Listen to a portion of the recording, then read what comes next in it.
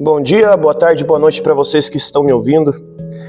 Primeiramente, eu quero me apresentar, meu nome é Renan, eu sou um estudioso da Palavra de Deus e eu queria falar com você agora sobre Jesus Cristo. Peço desculpas àqueles que se sentem ofendidos pelo fato de eu estar aqui com uma regata de shorts, né?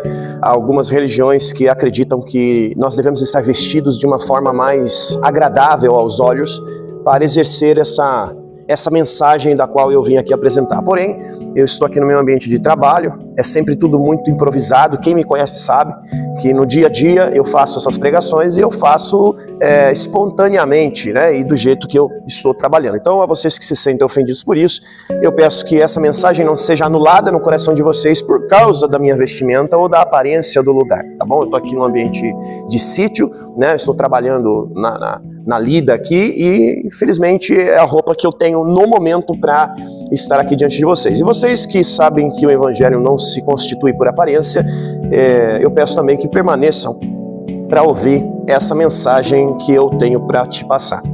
Bom, as Escrituras dizem que muitos são chamados no Evangelho e poucos são escolhidos. Existe uma briga constante entre as pessoas para entender se o Evangelho de Deus é algo que nós escolhemos ou se o Evangelho de Deus é algo que nos escolhe, né? Será que eu entro por Evangelho, eu escolho a Deus, ou será que é Deus que me escolhe?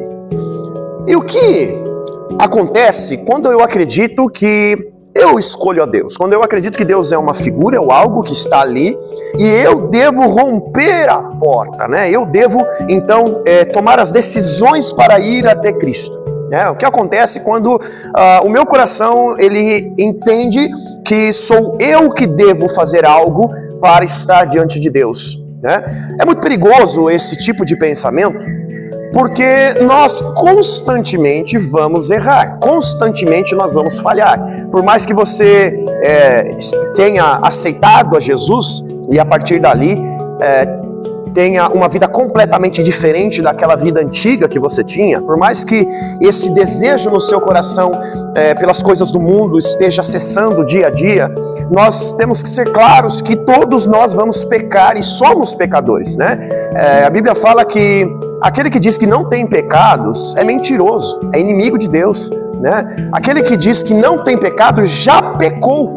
Então é impossível que eu ou você ou qualquer um de nós, ao olharmos para nós, para o nosso interior, para o nosso eu, nós não encontramos nenhum momento onde nós agimos errado, onde nós agimos de engano, onde nós agimos falho, né? E isso revela muitas vezes que as nossas atitudes muitas vezes não são claras para nós mesmos, né? Engraçado que se você acha que é santo, santo não tem pecado, as nossas atitudes são coisas invisíveis a nós mesmos. Os nossos pecados são invisíveis a nós mesmos. E nós precisamos buscar a Deus para que saibamos quem nós somos. E para isso, nós precisamos buscá-lo em humildade. E o que é buscar a Deus em humildade? Buscar a Deus em humildade é você olhar para si mesmo e perceber que você não é digno.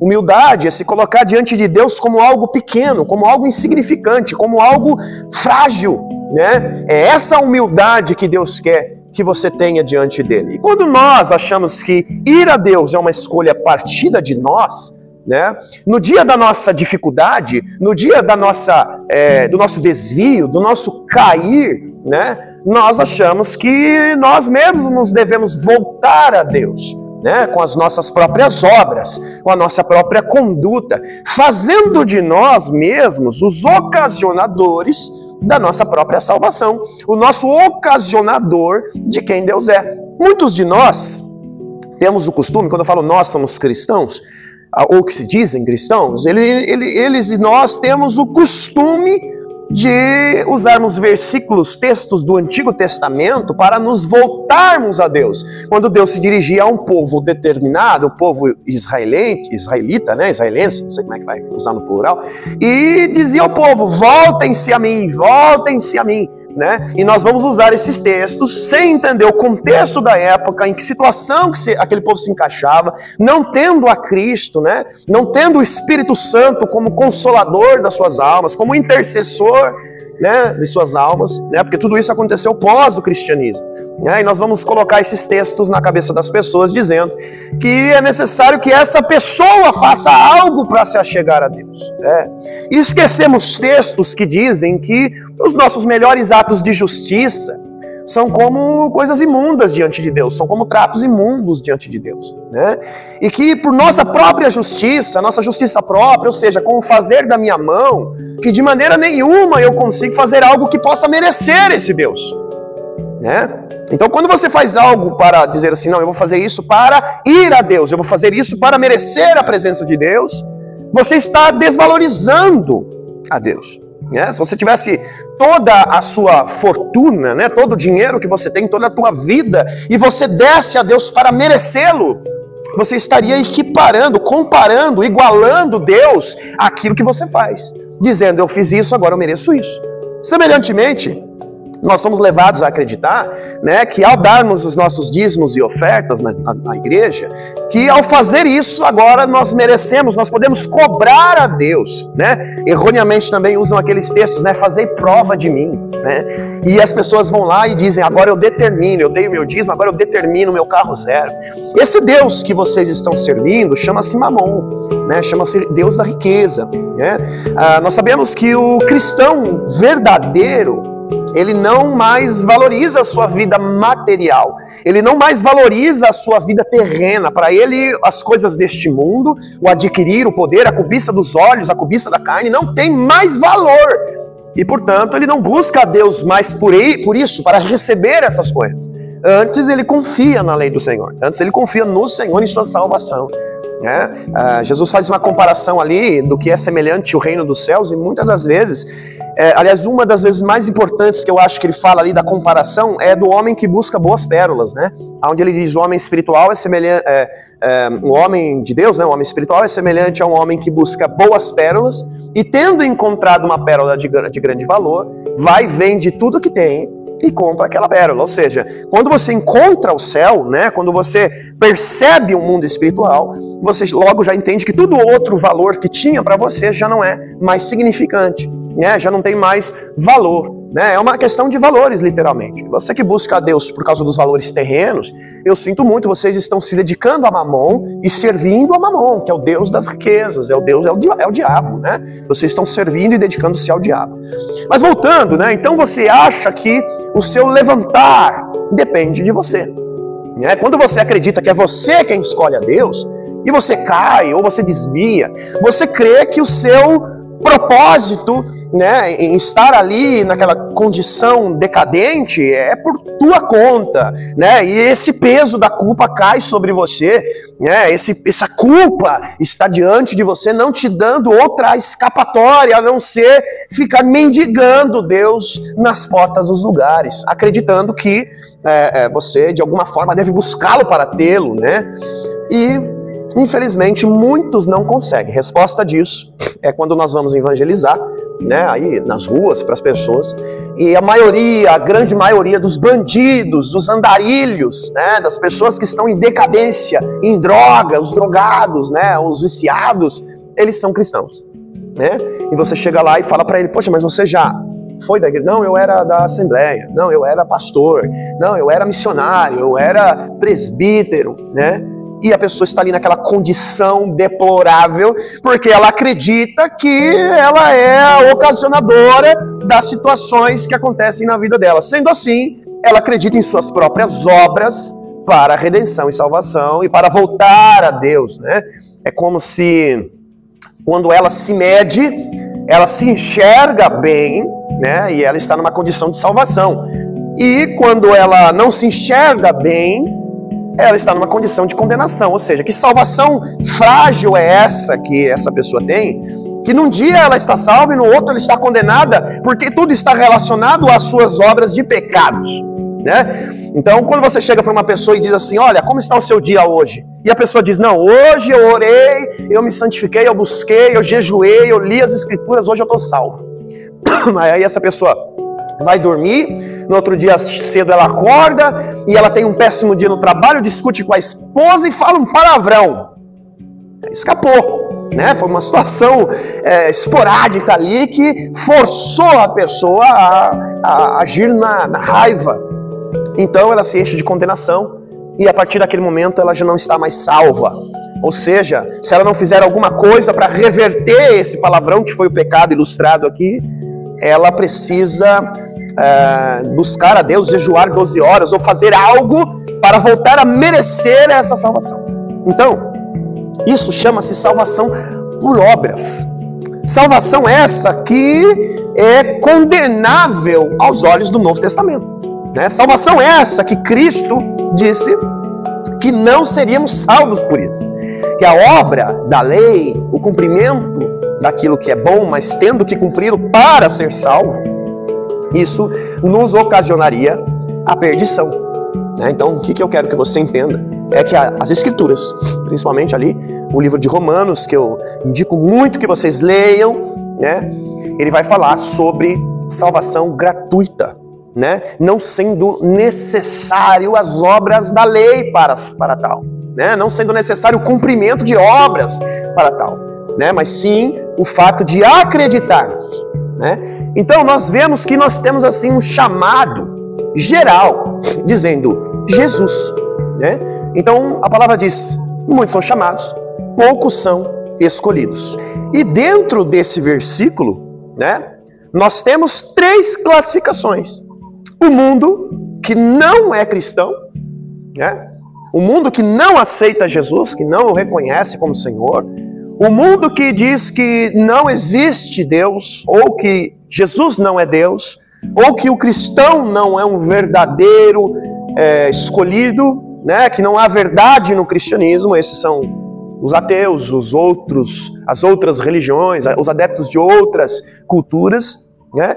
Após isso tem os chamados. Quais são os chamados? São aqueles que entenderam a voz e disseram sim a Jesus. Porém, existe o falso Cristo e o verdadeiro Cristo.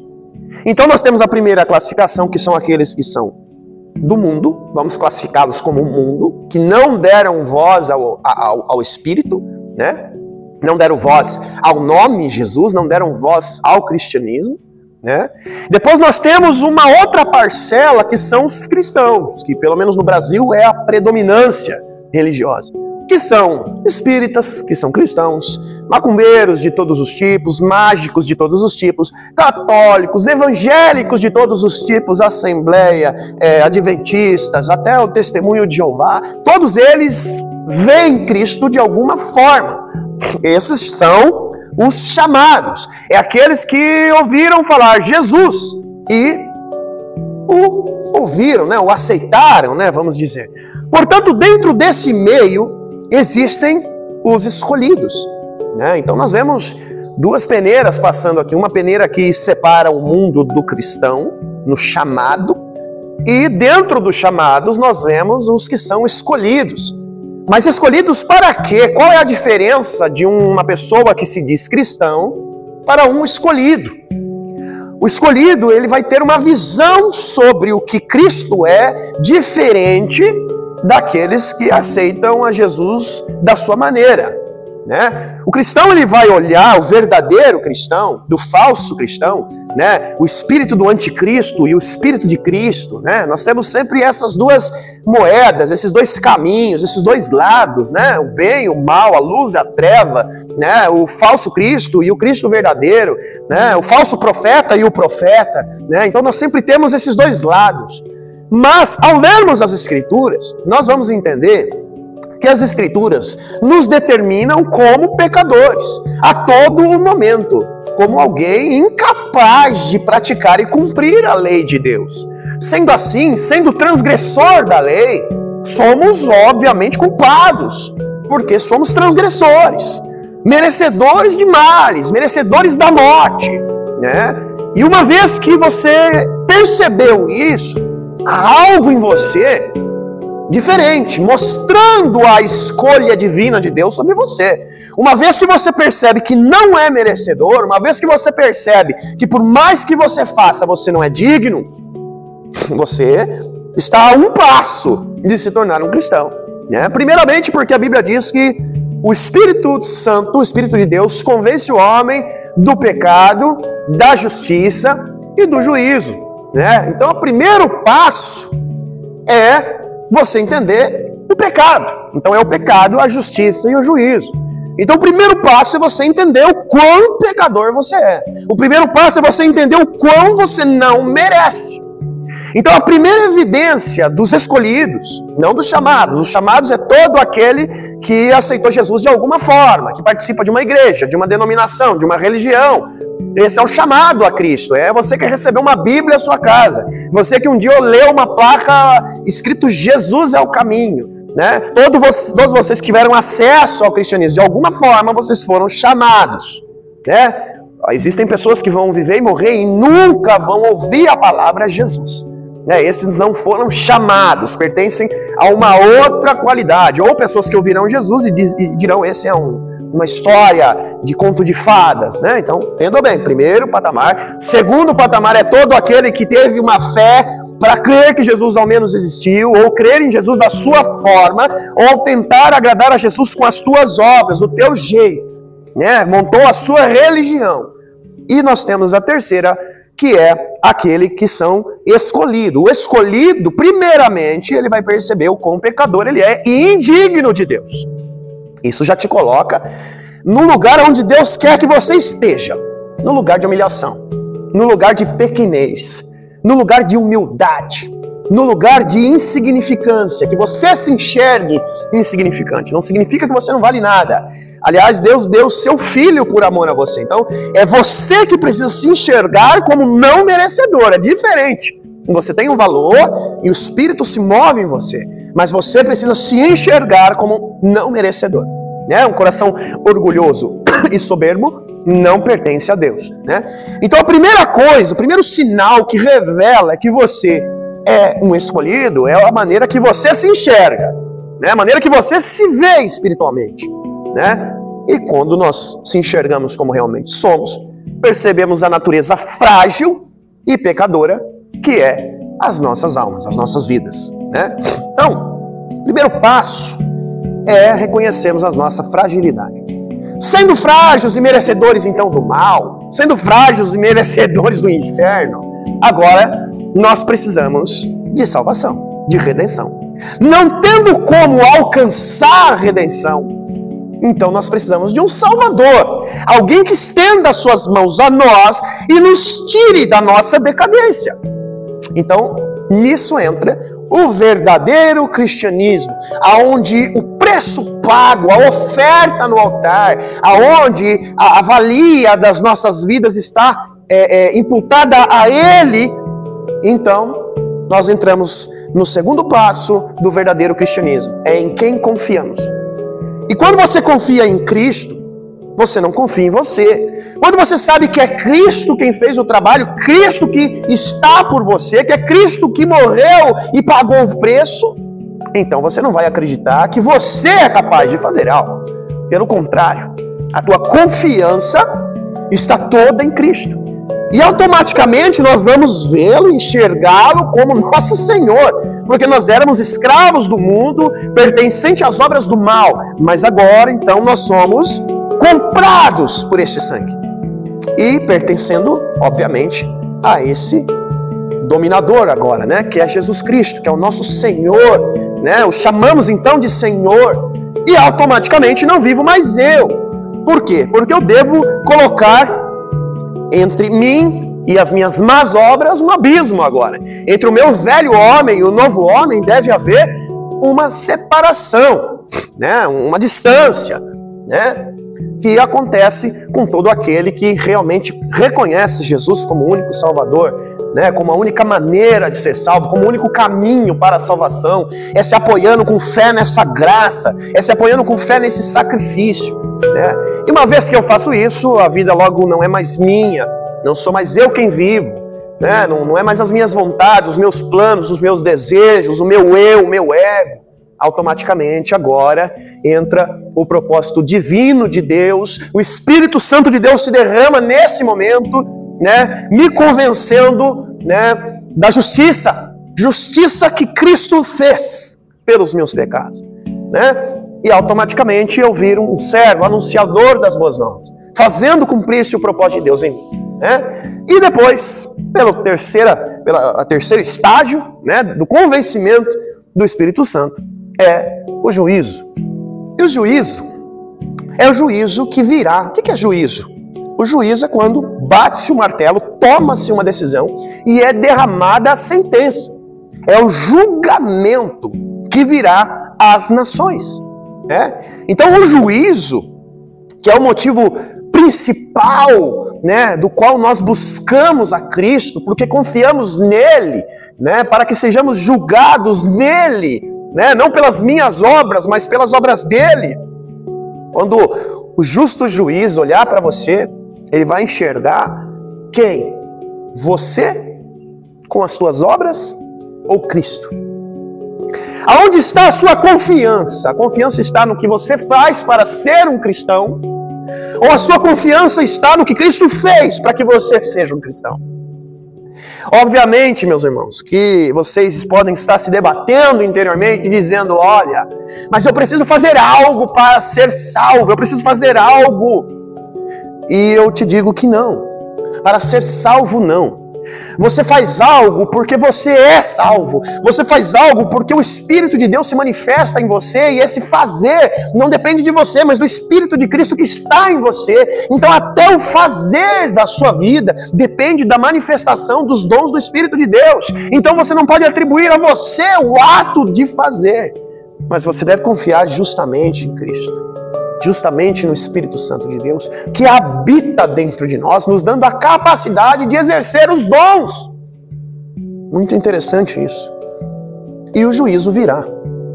O Espírito vem para convencer que o juízo de Deus virá sobre a terra, e que as pessoas serão sentenciadas, cada uma de acordo com as suas obras.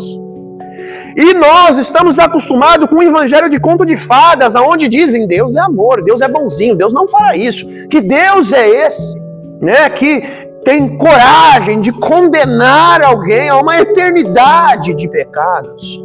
É o mesmo Deus que abriu o chamado às nações. É o mesmo Deus que se dispõe a morrer em uma cruz para que haja possibilidade de salvação para mim e para você.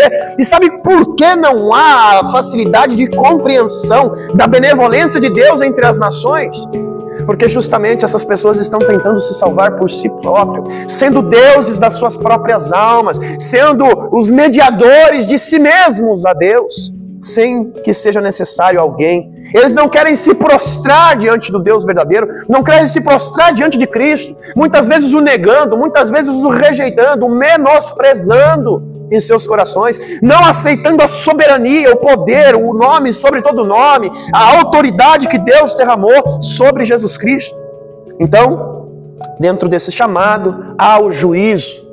Dentro desse chamado também acontece o juízo para aqueles que foram até Deus, conheceram a Deus, mas não o glorificaram como Deus, não se colocaram na posição de servo diante de Cristo.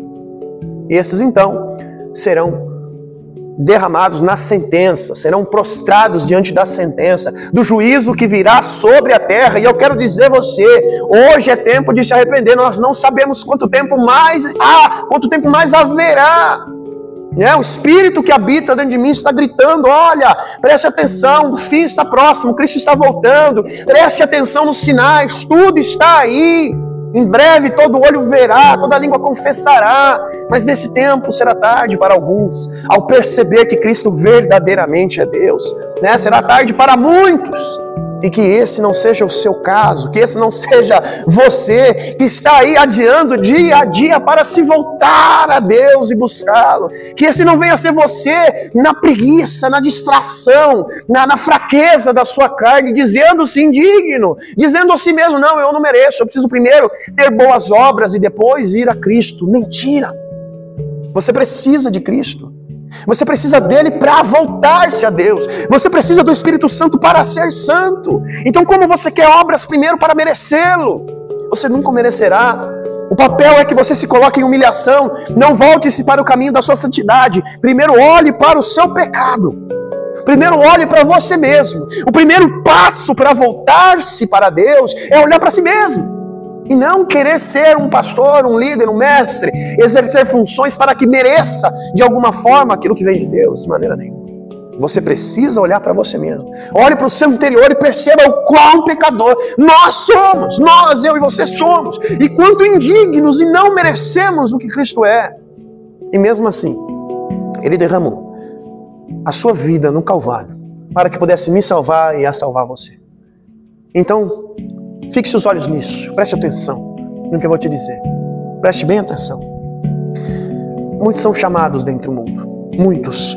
A Bíblia já fala muitos.